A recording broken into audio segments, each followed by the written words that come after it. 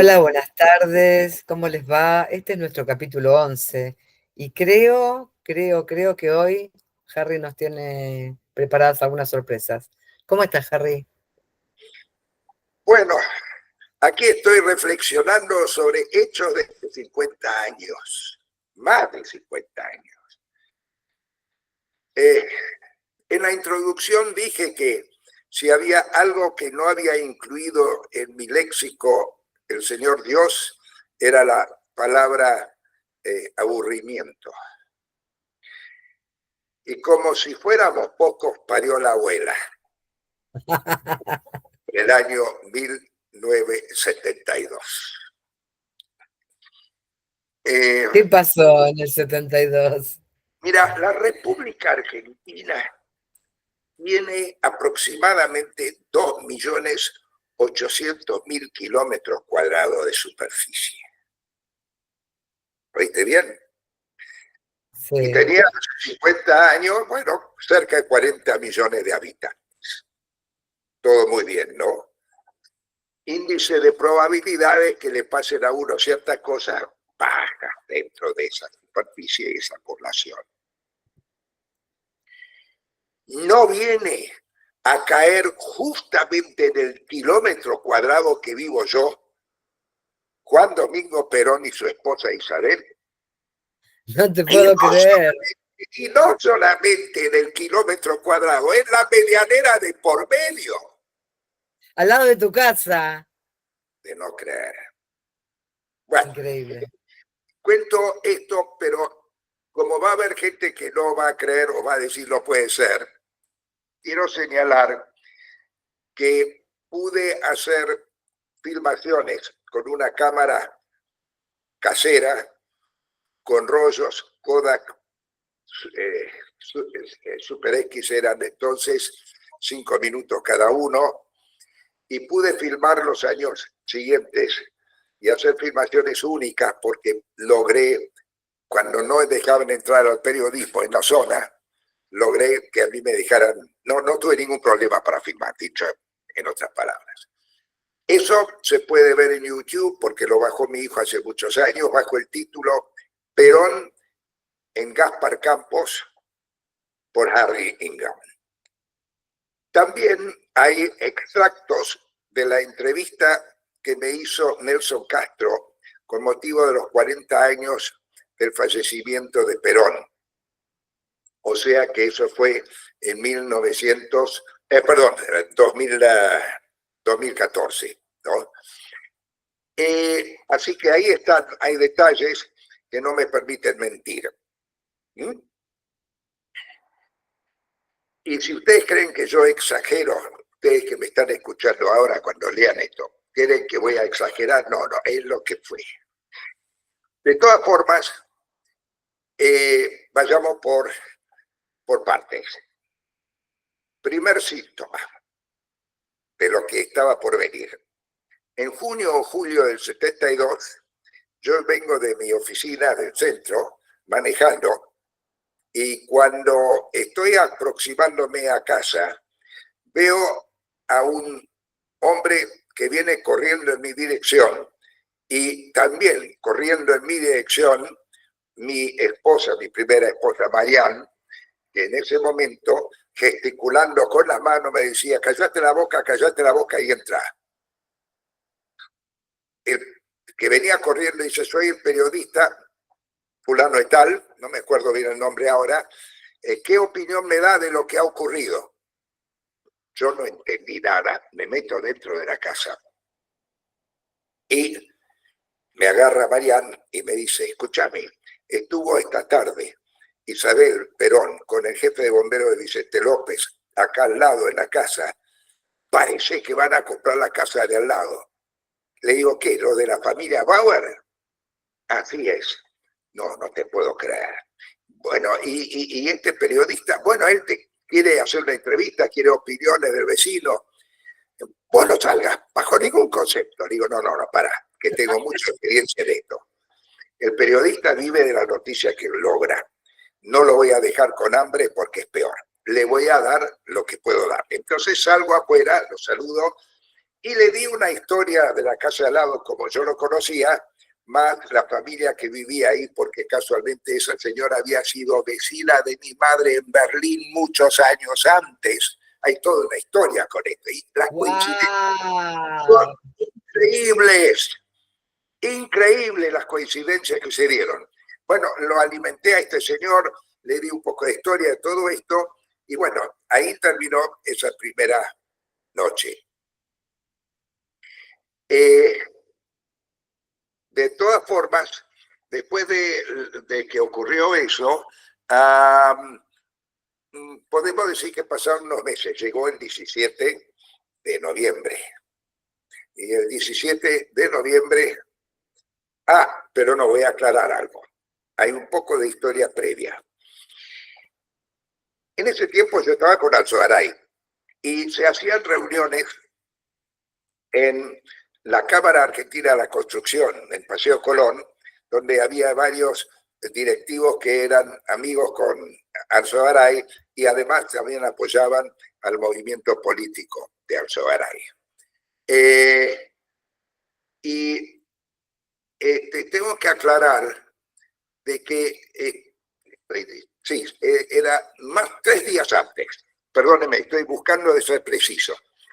Estaba el almuerzo allí y no me creyeron lo que yo le decía, porque esa mañana yo vi comenzar a construir a todo vapor una pared de ladrillo en la medianera, es decir, de la parte del jardín, porque estaban las dos casas con sus jardines, pero en la parte de jardines había una liustrina, nada más.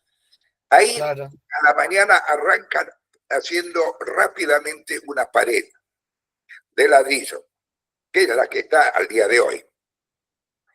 Y yo me arrimé y pude hablar con el capataz. El capataz de la obra era hermano de un dirigente metalúrgico que había sido asesinado poco antes, en los tiempos de la guerrilla, y tampoco me acuerdo el nombre en este momento, pero de todas formas, él me dijo que tenía la instrucción de levantar esa pared a toda velocidad, que tenía que estar listo para cuando llegara el general. Y bueno, en el almuerzo yo relato esto. ¿Por qué? Porque en dado momento se estaban riendo todos, decían, no, no va a venir, va a pasar como la vez pasada, que llegó hasta Río, volvió, no, no, no.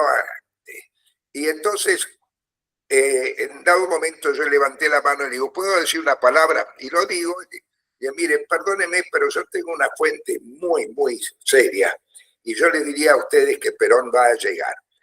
¿Quién es la fuente seria? Me dicen. El capataz de obra que está levantando una pared en este momento entre la casa de Perón y la mía. Y se echaron a reír. Usted le va a dar bolilla al capataz ese. Sí, yo le voy a dar bolilla a ese capataz. El que ríe último ríe mejor. Yo tenía razón. Porque claro, uno veía que esto venía demasiado en serio. Bueno, la cosa es que Perón llegó y esa mañana ya había movimiento de gente que se acercaba un poco, ¿no? Pero finalmente, Perón, estamos hablando de la primera avenida, no la famosa segunda donde hubo violencia. La primera, en verdad la primera, él llegó y esa noche la tuvo que pasar en el hotel, creo, porque no lo dejaba, el gobierno de la Anuncia no lo dejaba entrar a la ciudad. Es el día de donde está esa famosa fotografía de Rucci sosteniendo un paraguas encima de Perón porque llovía cuando bajó del avión. Pero al final pudo venir y llegó. Y bueno, y empezó la manifestación. ¿Para qué te cuento? La inundación de gente que hubo allí. Los baños públicos eran nuestros jardines. Fue un descalabro total. Hubo uno que se subió al árbol y se cayó y se mató. Y hubo un incidente que para mí fue Wow. muy triste. Yo había acordado, el jefe de la custodia en ese momento para Perón era el jefe de bomberos de Vicente López. Y yo le pedí, por favor, que nos ayudara por la invasión de los jardines. Y él se sentó con un revólver arriba de la medianera, amenazando y pudo evitar de que siguiera viniendo la gente. Él dijo, no se preocupe, no va a haber problemas acá.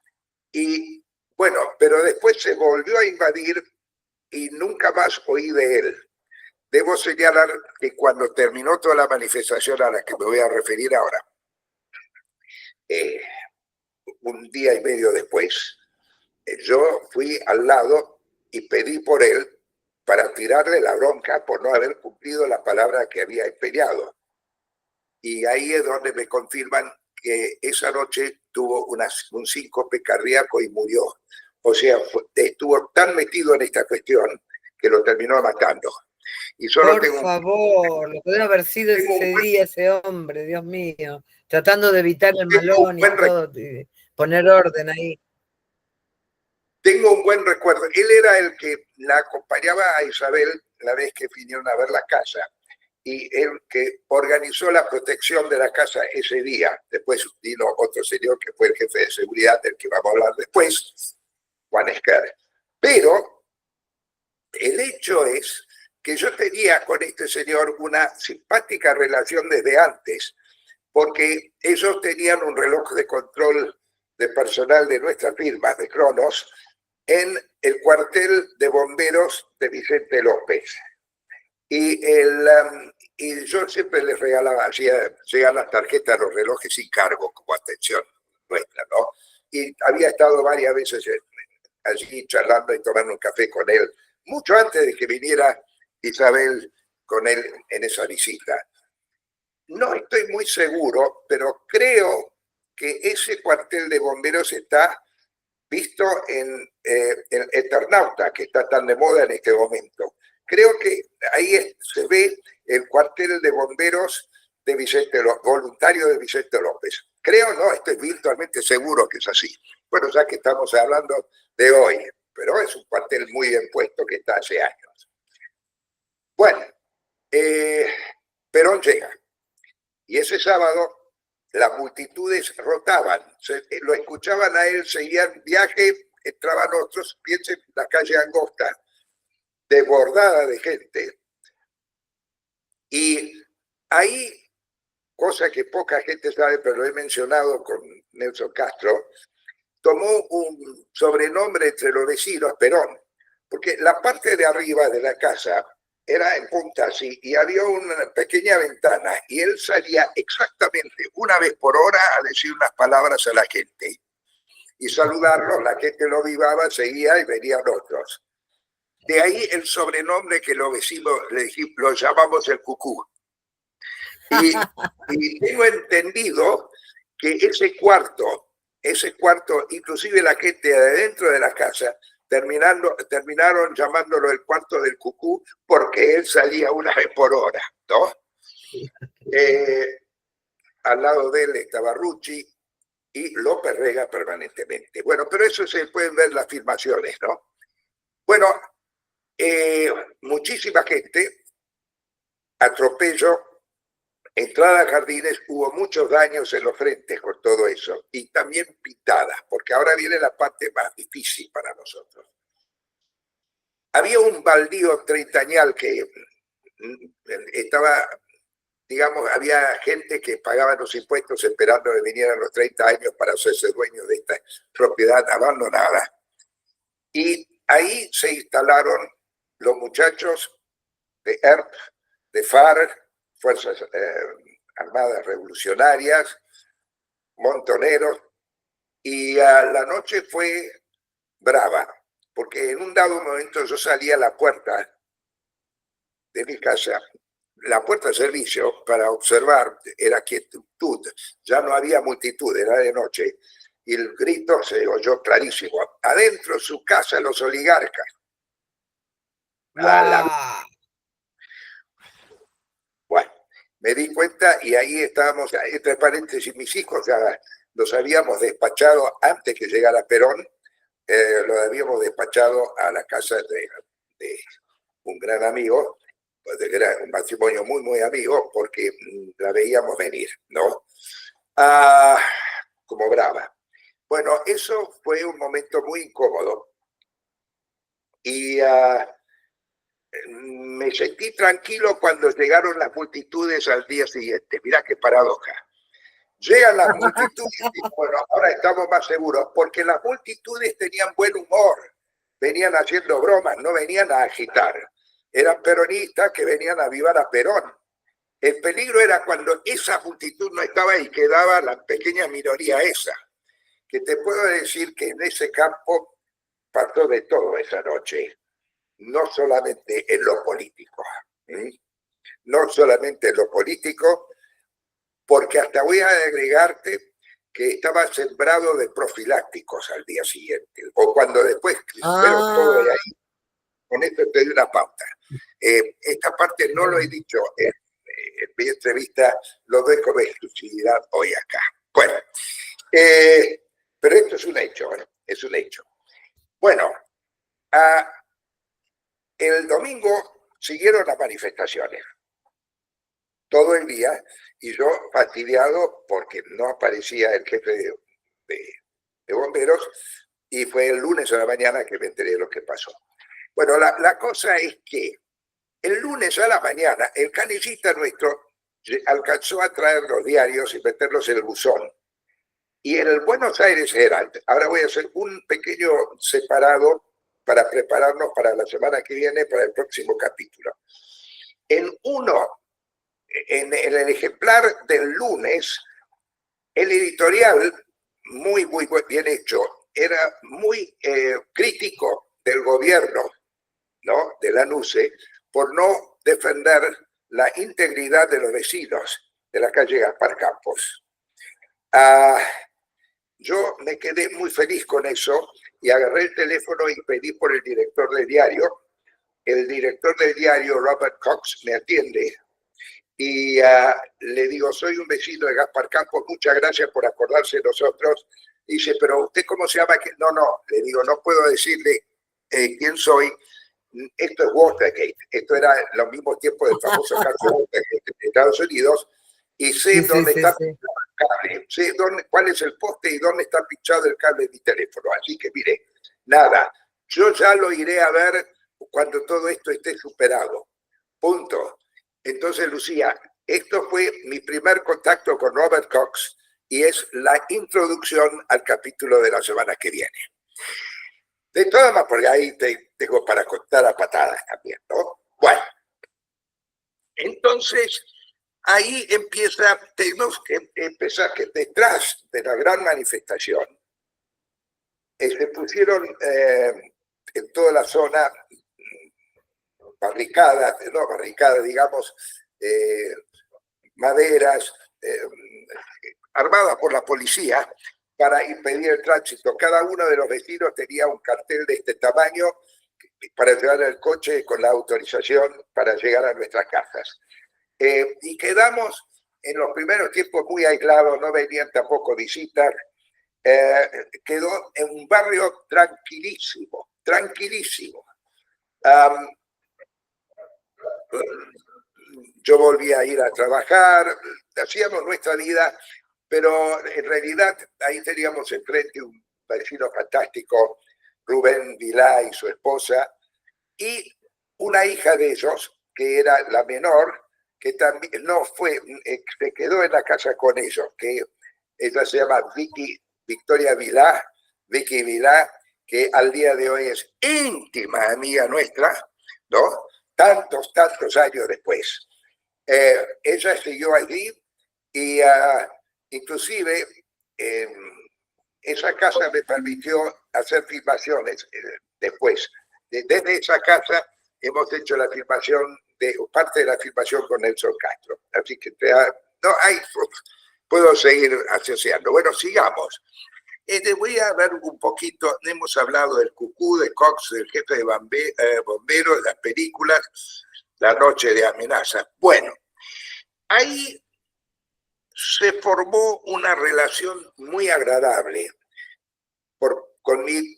Tuve una relación muy agradable con Juan Esquer. Juan Esquer era el jefe de la custodia de Perón, el que le llevaba el mate temprano a las 5 de la mañana, porque Perón siempre se iba a la cama muy temprano, pero se levantaba muy temprano, era famoso. Y Juan Esquer hicimos muy buenas migas para coordinar que hubiera seguridad entre las partes, de que no entrara gente extraña en las casas vecinas, etc. Juan Esquer era la persona que en la época de Perón, en los 50, fue el que le cuidaba su caballo favorito. Era un sargento mayor de remontas y veterinaria, muy querido y además muy divertido al final, porque la casa tenía una pequeña entrada de servicio y esa entrada de servicio daba una pequeña habitación que se transformó en la sala de guardia de la casa. Ahí está Juan Esquer y su gente. Juan Esquer prácticamente vivía adentro, nosotros iban y venían durante el día de su casa, y yo, siendo opositor, porque sabían que yo estaba vinculado a Nueva Fuerza, ¿no? Terminé haciendo muy buena amiga, tomando café con los muchachos ahí, ¿no? Es más, en una oportunidad me pidió si le podía conseguir trabajo a un cuñado, un señor Benítez, que era uno de los custodios ahí, con el que muy buena relación. Y pudimos, y ese señor trabajó con nosotros durante años después. Y me acuerdo que un día que estaba muy enojado, Benítez dice, cuando yo lo necesité, no hubo uno solo de los míos que nos ayudó. Tuvo que venir uno de la contra a resolverme el problema. Así era la relación con él. Bueno, el tema es que voy a contar algunas historias. Por ejemplo, había sí una gran rivalidad, no había simpatía entre López Rega y su gente y la gente de Esquer. La gente de Esquer eran todos militares retirados. Los de López Rega eran policías retirados, algunos muy turbios, según tengo entendido. Y fueron muy antipáticos con los vecinos, así que tenemos un mal recuerdo. Me acuerdo que una vez un coche de ellos tapaba la entrada de nuestro garage cuando mi hijo Calú se lastimó la mano con la bicicleta, tuvo un pequeño accidente. Mi señora quería llevarlo rápidamente a la clínica Olivos y no movían el coche, a pesar de que el chico estaba sangrando. No, Por tuvo favor. que gritarle para que eran muy incorrectos, pero no así lo de Esquer. Y tengo que contarte que, bueno, Mariana era una fanática de su jardín, le amaba el jardín de la casa y no había que tocar el jardín. López Rega un día quiso ver si en caso de necesidad de poder sacarlo a Perón de la casa en una emergencia, no tenían lugar entre los árboles para bajar un helicóptero del jardín de Perón, pero sí había una parte de nuestro jardín que no había árboles, y entonces mandó venir un helicóptero para tratar de bajarlo ahí y hacer un ensayo, ¿no?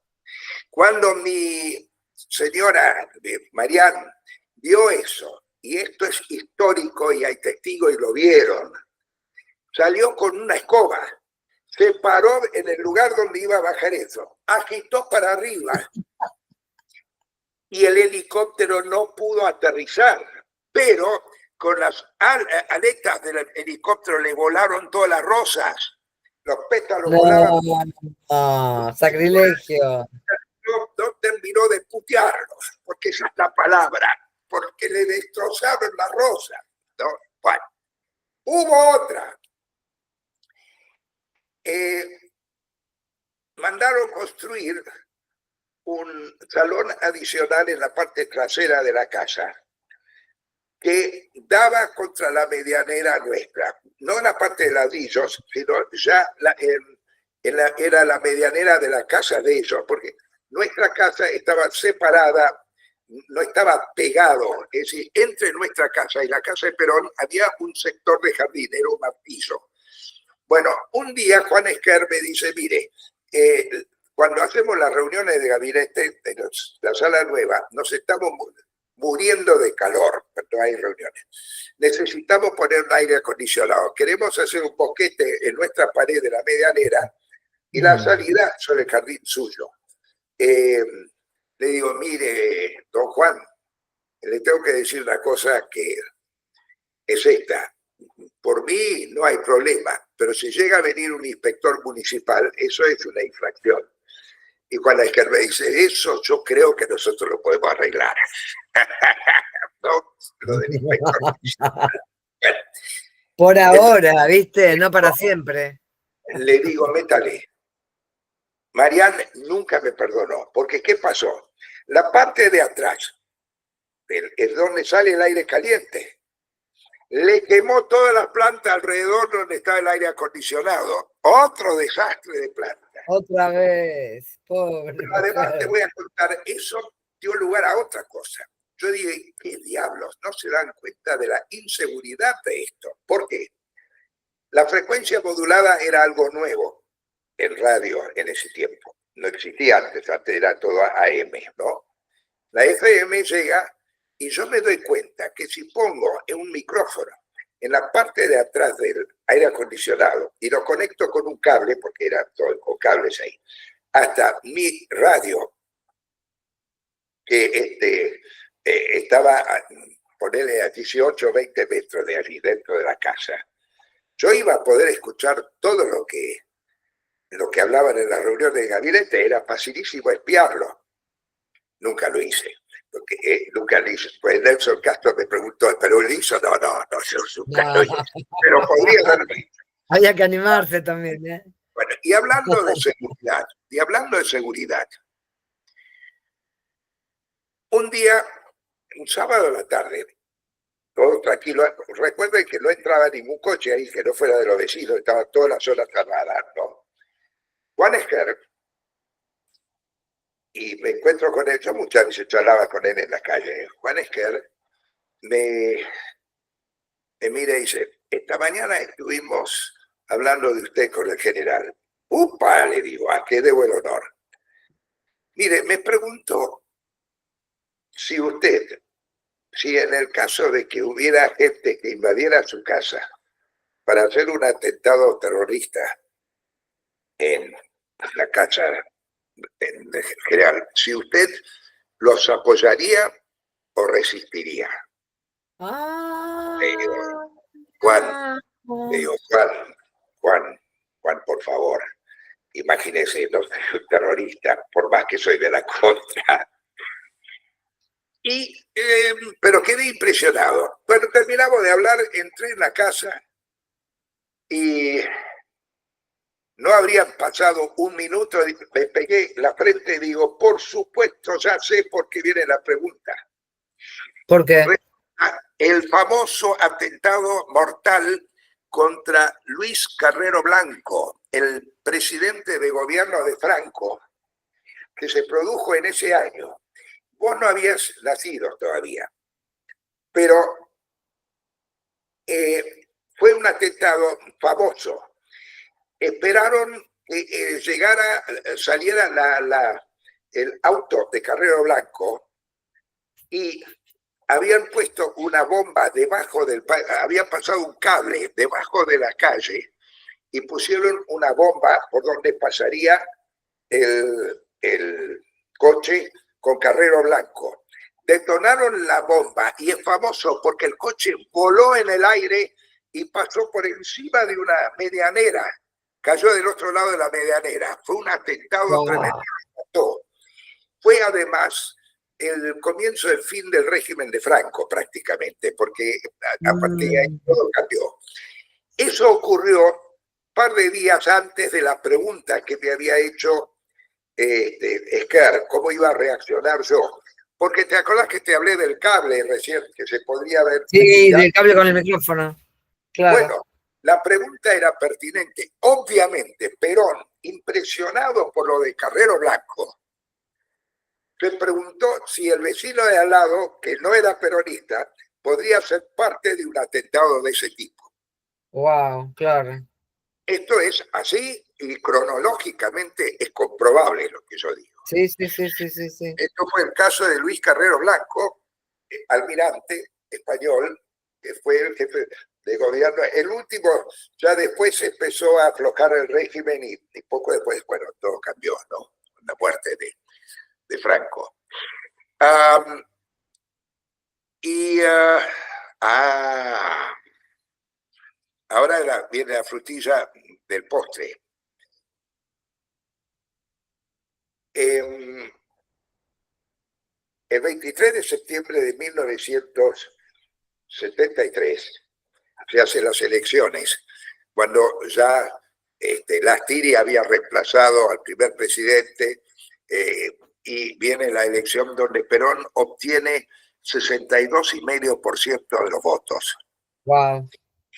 Yo iba a viajar a Europa, pero me había quedado para las elecciones para ver que no pasara ninguna cosa especial, pero el lunes siguiente, el 24, yo iba a viajar. Entonces, temprano a la mañana, salgo a la calle y me corro hasta la otra puerta, la puerta de Perón, que era, nosotros teníamos el 1051, esto era el 1065. Voy al 1065 y lo veo a Juan Esquer. Don Juan, sí, que dice vecino, porque a mí siempre decía vecino, no me decía Harry, ¿no? Don Juan, me estoy por ir de viaje y le quiero pedir a usted, voy a estar ausente un par de semanas, que me cuide un poco a la gente mía, tenga un ojo puesto, sí, pero con mucho gusto. Ahora, esto era afuera, sobre la vereda. Hay una reja y después unos 3 metros, más atrás 4 metros, la puerta de acceso a la casa. Cuando estamos terminando de hablar, se abre la puerta y aparece Juan Domingo Perón. Y Esquer, que estaba hablando conmigo, pero él estaba detrás del cerco, yo en la vereda, le dice, general, está su vecino que está por ir de viaje. Y Perón le dice, abrí. Y Esquer abre la puerta y sale Perón, y yo le doy la mano y digo, general, felicitaciones. Lo agradezco de todo corazón, me dice. Porque, claro, yo era la primera persona afuera de la casa que él vio después del escrutinio, porque él se habrá ido, como siempre, a la cama temprano, viendo que ganaba con un margen grande. Entonces, yo fui la primera persona que no era de la casa que lo saludaba. Ahora, Perón tenía un sentido de humor. Podía uno ser contrario a él, pero el sentido de humor de este hombre estaba. Y dice, así que se va de viaje. Le digo, sí, general, me voy de viaje. ¿Y para dónde vas? Mire, yo voy a ir primero a Estocolmo y después voy a Bruselas. Y dígame, ¿piensa volver, no? Sí, general, por supuesto, voy a estar vuelto. En ese caso, le deseo un buen viaje. Me tomó el pelo como diciendo, te vas porque gané yo, te rajás, ¿no?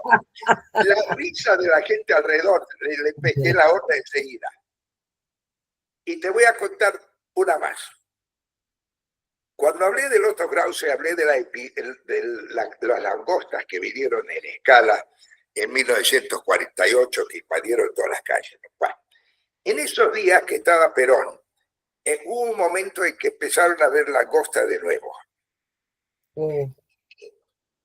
Un periodista, Tupamedias, yo fui testigo, lo escuché, cuando él decía, vio generales, como en los viejos tiempos, otra vez las langostas. Sí, dice, pero esta vez se tienen que venir con la comida debajo del brazo. Por lo mal que estaba la economía con los militares.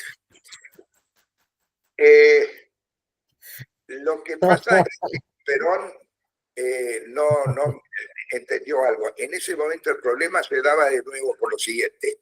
Se había liquidado la epidemia, la plaga, la langosta del 48 con un nuevo insecticida o producto que era tóxico y que después fue prohibido porque se descubrió que era peligroso para la humanidad porque dejaba remanentes. Y ahí entonces volvieron a venir la langosta. Pero después se encontró otra solución y ya esa plaga no la conocemos. De todas formas, Eso es decir, pero ahora se tiene que venir con la comida bajo el brazo porque no quedaba nada en la Argentina. Nos hizo reír a todos. Sos un desgraciado, macaneás, pero sos un desgraciado. Me hacía reír. Perón era un personaje. Por ejemplo, cuando una vez López Rega fue con Isabelita hasta Ginebra a una reunión de la OIT, creo que era. No, López Rega fue con Isabel. Perón se quedó solo. Y cuando Perón estaba solo y no estaba López Rega, cambiaba completamente. Se sentía suelto y yo salía a la calle, charlaba un poco y un día lo vimos salir con el Fiat que le habían regalado y agarró el volante él, manejó él y Escar sentado al lado con el perro. Antes que me olvide lo del perro, esto no lo he contado mayormente. Isabel tenía una señora que la atendía y que atendía a los 3 perros y los llevaba a los perros a la vuelta a la manzana toda la noche. Y hubo un perro que, un favorito, el favorito de Perón se enfermó muchísimo y una noche, charlando con esta señora, nosotros nos cuenta que está muy mal, y Marián, siendo muy amiga de un famoso veterinario de la zona llamado Resburgo, el más conocido que había, no sé si no vive todavía, pero Resburgo, la veterinaria era la número 1 lejos, y se lo recomienda. Y efectivamente lo llaman. Y lo que pasa es que todos los otros veterinarios que habían visto el perro habían dicho que había que sacrificarlo. Y Resburgo dijo, yo me animo a operarlo. Pero hoy lo salvó. Con lo quedó, bueno, un día que Resburgo fue allí, después de visitarlo ahí, vino a casa a tomar algo y nos contó, bueno, recién estaba ahí, estaba en reunión de gabinete, llegué yo, pero se levantó, dejó la reunión de gabinete para atenderme a mí, ¿no? Porque el perro viene primero. Era, bueno, y Resburgo también nos confirmó que muy agradable el trato, bueno. En fin, historias puedo seguir contando montones, ¿no? Ahora viene julio, es decir, junio de 1974. Empiezan a haber rumores de que Perón quiere volver a Gaspar Campos.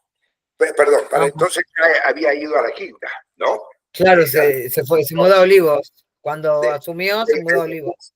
Vino ya cuando volvió el 20, yo no he hablado del 20 de junio porque el 20 de junio fue el día de la masacre en Ezeiza. Hubo movimientos también en Gaspar Campos de gente que buscaba de hablar con él, pero no sabiendo que él había ido ahora a la Quinta. En fin, todo eso son cosas conocidas. A mí me gusta contar lo que yo sé personalmente. Y acá viene algo muy interesante. Unos días antes, yo ya había oído que Perón estaba disgusto con el frío y los vientos en la Quinta, que se sentía mucho más cómodo en la casa. Y ya alrededor del 20 de junio, tomando un café con la custodia, dijeron, yo creemos que General va a volver. Y efectivamente, más o menos el 26 de junio o el 27, encendieron la calefacción de la casa. Y la calentaron. Ocurre, sin embargo, que Perón estaba ya enfermo y no llegó porque falleció el 1 de julio. Sí, pero estaba a punto de mudarse de vuelta a Gaspar Campos. Bueno, detrás de eso, Isabel siguió viviendo en la Quinta. En lo personal, ¿qué puedo contar acá? Que sí, ese año 74, Isabel, que era una persona muy correcta con los vecinos, siempre muy amable, Isabel invita a los hijos mayores de todas las familias vecinas a tomar el té para antes de Navidad en la Quinta, de Coca-Cola, lo que fuese. Y regaló una bicicleta a cada uno de los chicos que fueron. y ella dijo que esa invitación lo quería hacer para compensar todos los problemas, las molestias que habían tenido los vecinos, quería tener un gesto para con las familias que habían sido muy atentos con ella y no habían hecho problemas, etcétera, etcétera, ¿no? Hubo un día que ella volvió a Gaspar Campos durante el día, entró furiosa. Yo me di cuenta, pues yo tenía mi cámara filmadora siempre al lado de la puerta. Si había algún movimiento, yo estaba listo para filmar. Y eso se nota en la película que yo he mencionado al principio, que es técnicamente muy mala, porque yo la sostenía la cámara así, se mueve, ya el color está bastante perdido, del viejo celuloide, ha pasado por varios procesos. No es técnicamente una gran cosa, pero sí históricamente. Y yo después voy y le entro a charlar con una custodia. ¿Qué le pasa a la señora? Durmió esa noche ahí. Había llegado con su secretario privado que se llamaba Fernández. Uy, se no sabe el despelote que armó, los gritos que hubo acá adentro. Estaba furiosa. Le digo, ¿pero qué pasó? Y la invitaron los metalúrgicos a un asado, la quinta de los metalúrgicos. Y allí, evidentemente, más que una invitación, fue utilizarla políticamente por algo. Y se dio cuenta de que la estaban usando políticamente en vez de ser agasajo. Se enfureció y parece que la mitad del asado se levantó y se fue. Y en vez de ir a la quinta, vino a Gaspar Campos. Tuvo la gran bronca, durmió ahí y al día siguiente volvió a la quinta. Cositas. Y así a patadas puedo contar cosas. Bueno, claro, después llega el 24 de marzo de 1976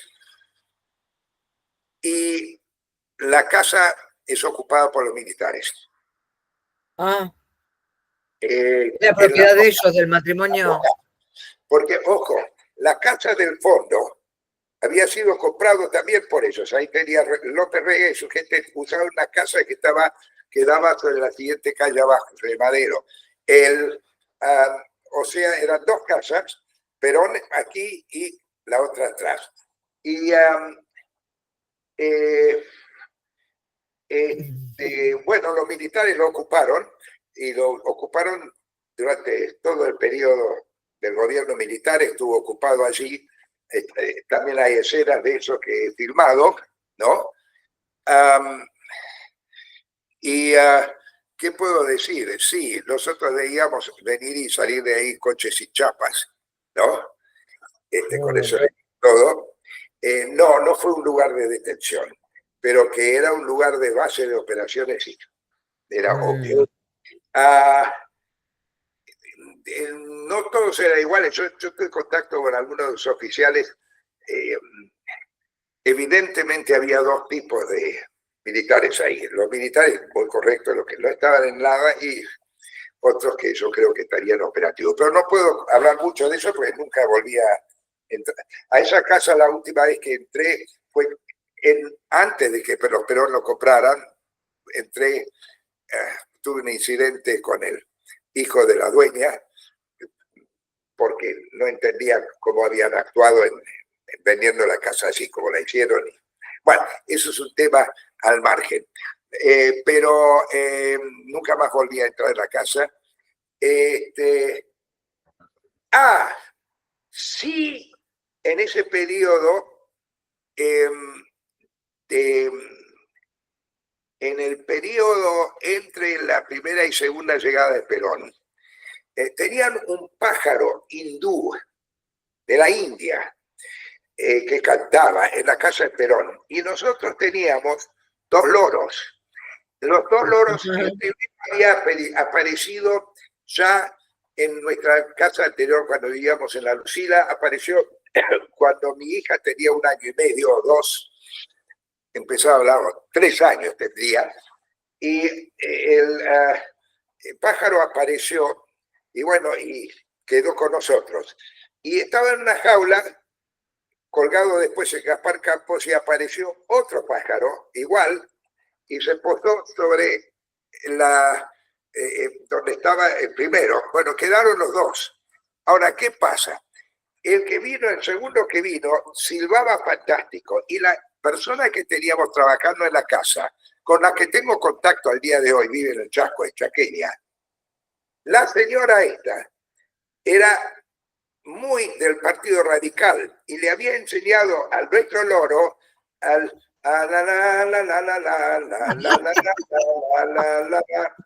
y del otro lado la entrenaron con la.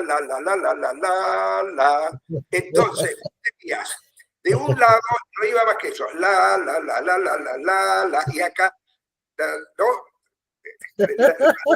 Radical. Fue la risa de todo el mundo. Y que tengo otro problema de vecindario. Mi hijo Calú era gaitero, había estudiado con la gaita, era miembro de la banda de gaiteros del Colegio San Andrés y ensayaba. Ahora, si vos sos vecino de una persona que ensaya con gaitas, te podés volver loco. Una gaita escocesa en ensayo. Es hermosa, pero cuando es bien tocada, claro. Ensayado. Me acuerdo que un día un militar me pidió, no pueden parar esa gaita un poquito. Le digo, bueno, voy a reglamentarlo para que haga ciertos horarios. Lo tenía loco a los militares. Bueno, mira, yo creo que con esto he dado un poco de charla. Voy a dar una última.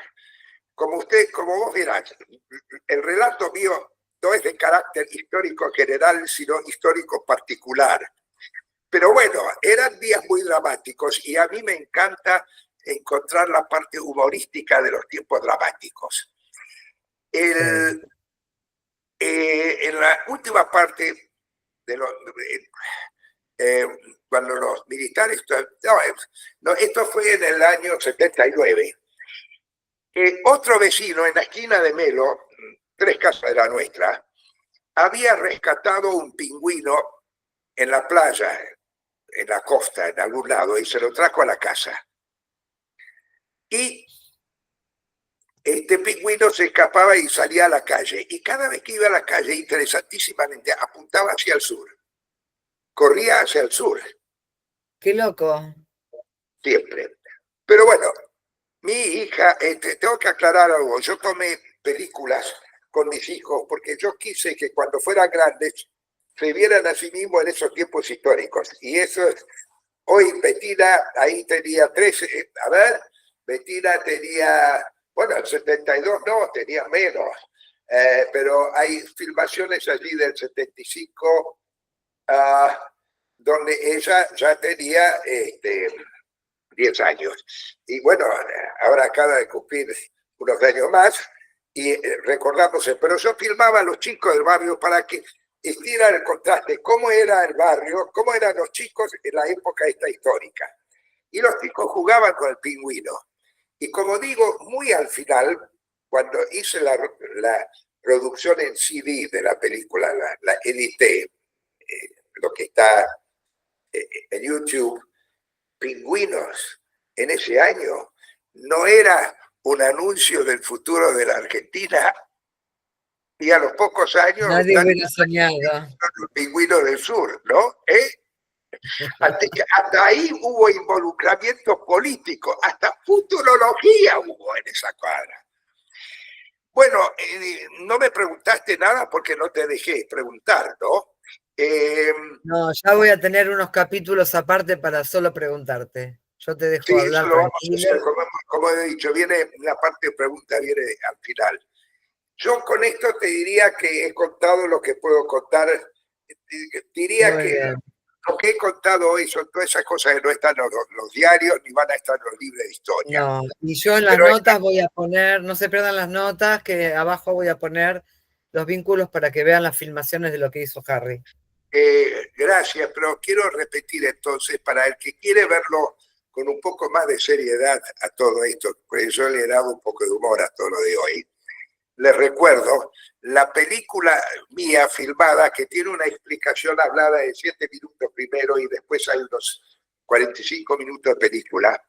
Se llama, y está en YouTube, Perón en Gaspar Campos por Harry Ingham. Y van a ver, cuando buscan eso en YouTube, algunos cortes de los noticiosos de Canal 13 que hicieron con Nelson Castro, como dije, para 40 años del fallecimiento de Perón. Ahí va a haber más sustancia histórica. Bueno, Buenísimo. pájaro Bueno, pájaro que habló, voló. Era así la cosa, ¿no? hasta la próxima. No se pierdan el próximo capítulo porque no saben lo que es. Chao, chao. Adiós.